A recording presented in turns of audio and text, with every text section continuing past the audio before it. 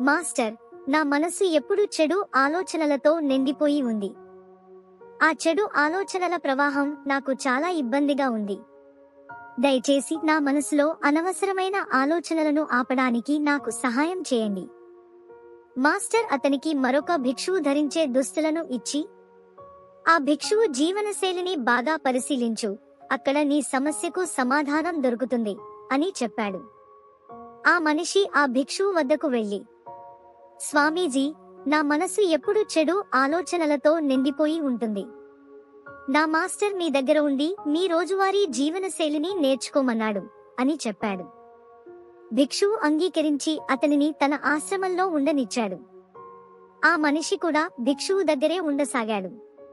కొన్ని రోజుల్లో ఆ మనిషి భిక్షువు జీవనశైలిని గమనించాడు. భిక్షువు జీవితం చాలా సాదాసీదాగా ఉండేది. అతనిలో నేర్చుకోవడానికి ఏదీ లేదు అనిపించింది.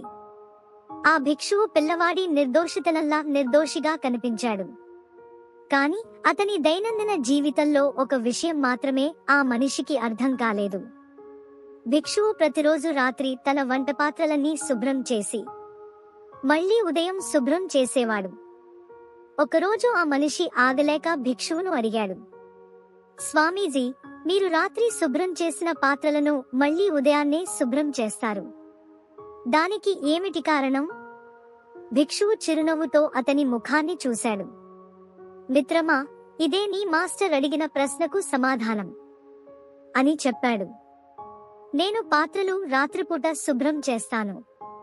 అవి ధూళి పడ్డ లేదా అపరిశుభ్రంగా ఉండకూడదు.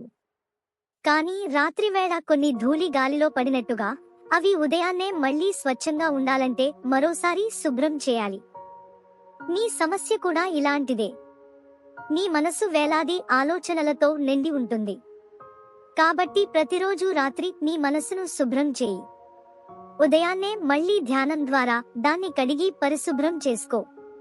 అలా చేస్తూ ఉంటే నీ మనసు మెల్లగా స్వచ్ఛమవుతుంది. మన జీవితంలో ప్రతిరోజు స్నానం చేసేలా, దుస్తులను శుభ్రం చేసేలా మన మనసును కూడా శుభ్రం చేయడం చాలా అవసరం. మనసు శుభ్రం చేయకపోతే అది క్రమంగా చెడు ఆలోచనలతో నిండిపోతుంది.